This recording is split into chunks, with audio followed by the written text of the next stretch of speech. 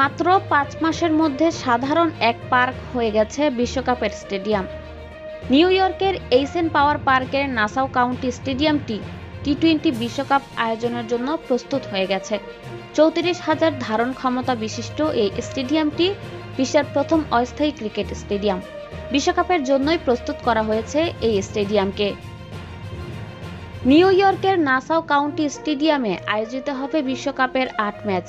Nassau কাউন্টির এই অস্থায়ী স্টেডিয়ামের বেশিরভাগ অংশই তৈরি করা হয়েছে অস্থায়ীভাবে, যেগুলো চাইলে যে কোনো সময় এক জায়গা থেকে অন্য জায়গায় নিয়ে যাওয়া যাবে। অ্যাডিলেড থেকে ড্রপ ইন পিচ এনে বসানো হয়েছে এই স্টেডিয়ামে। আসন্ন বিশ্বকাপে যুক্তরাষ্ট্রে আয়োজিত হবে ১৬ ম্যাচ। এর মধ্যে নিউ ইয়র্কের এই স্টেডিয়ামে আয়োজিত হবে ৮ ম্যাচ। টেক্সাস এবং ফ্লোরিডায় আয়োজন করা হবে ৪টি করে ম্যাচ। বিশ্বকাপে নিউ ইয়র্কে প্রথম ম্যাচ ৩ জুন খেলবে দক্ষিণ আফ্রিকা এবং শ্রীলঙ্কা। তবে এর আগে একটি প্রস্তুতি ম্যাচ আয়োজন করে এই স্টেডিয়ামেই পরীক্ষা নিরীক্ষা চালাবে আইসিসি। ক্রিকেটের জনপ্রিয় ওয়েবসাইট ESPN ক্রিকইনফো জানিয়েছে ১ জুন প্রস্তুতি ম্যাচে এই স্টেডিয়ামে মুখোমুখি হবে বাংলাদেশ এবং ভারত।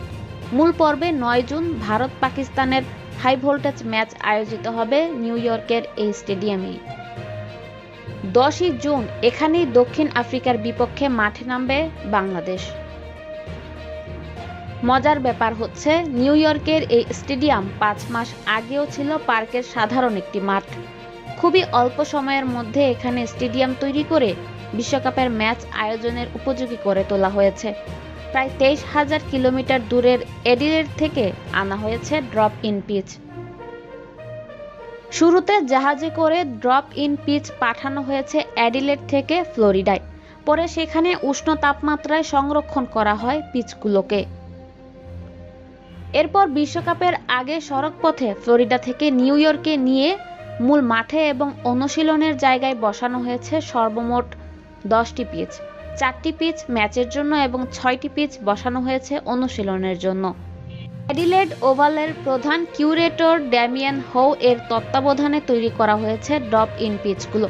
যুক্তরাষ্ট্রের বেসবল ভেন্যুগুলোতে যেসব মাটি ব্যবহার করা হয় সেসব মাটি দিয়ে তৈরি করা হয়েছে পিচ।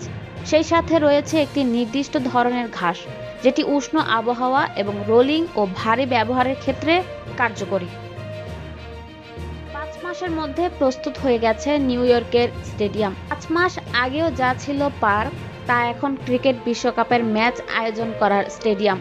দারুণ এই কর্মযজ্ঞের জন্য কৃতিত্ব পাওনা আইসিসিরও। গত ১৪ মে গণমাধ্যমের সাথে আলাপকালে আইসিসির head of event Chris Tetley বলেন, একটি পার্কের মাঠ এবং সাধারণ ক্রিকেট গ্রাউন্ডকে আমরা এখন বিশ্বমানের ক্রিকেট স্টেডিয়ামে পরিণত করতে পেরেছি। টেটলি আরও বলেন, এখানে টুর্নামেন্টের প্রথম ম্যাচের আগে প্রপার ক্রিকেট খেলা আয়োজন করা হবে।